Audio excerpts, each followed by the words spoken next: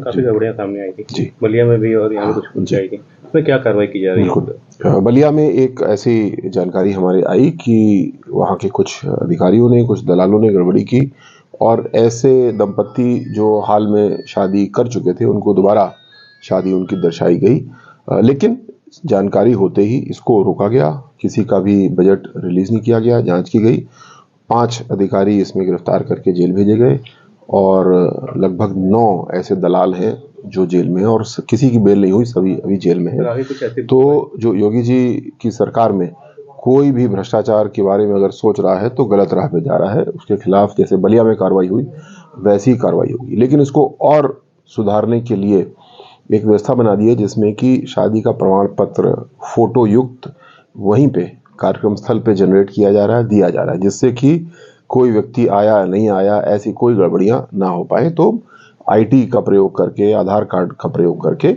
भविष्य में गड़बड़ी की संभावनाएं ना हो, इसका प्रबंध कर लिया गया। ठीक है सर, गठबंधन पे क्या कहना चाहेंगे? सपा कांग्रेस के गठबंधन वालों को इससे क्या कहना चाहेंगे? जी, भारतीय जनता पार्टी पूरी तरीके से चुनाव लड़ने के लिए तैयार है। एक तरफ आप देखें भारतीय जनता पार्टी का संगठन, हमारे क्लस्टर, हमारे लोकसभा प्रभारी, बल्कि हमारे तो चुनाव कार्यालय तक खुल चुके हैं।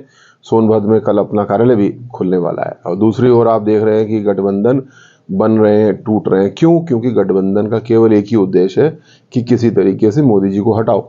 लेकिन जनता मोदी जी के 10 साल के सेवा काल को देख रही है। जो काम हुआ है, अपने सोनभद्र को ही देखें, हम 10 साल पहले कहाँ थे और हर महीने में हम आगे बढ़ करके आए हैं। जो आगे के संकल्प हैं, मोदी जी की गारंटी है वो अगले 5 साल में और पूरी होगी।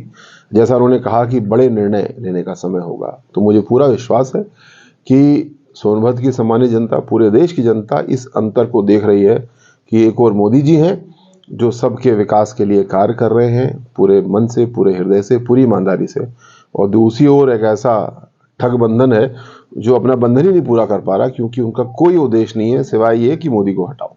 आगामी लोकसभा चुनाव में कितनी सीटें एक्सपेक्ट कर रहे हैं? आगामी लोकसभा चुनाव उत्तर प्रदेश में हम लोग को पूरा विश्वास है 80 में से 80 सीटें हम लोग जीतेंगे। जो हमारा वोट परसेंटेज है वो कम से कम 10% बढ़ाने के लिए हम लोग कार्य कर रहे हैं, और जैसा हम सब ने संकल्प लिया है, आपकी रिपोर्टिंग भी है कि 400 पार का प्रोजेक्शन दिख रहा है, हम लोग उसको जरूर क्रॉस करेंगे। Okay sir, thanks.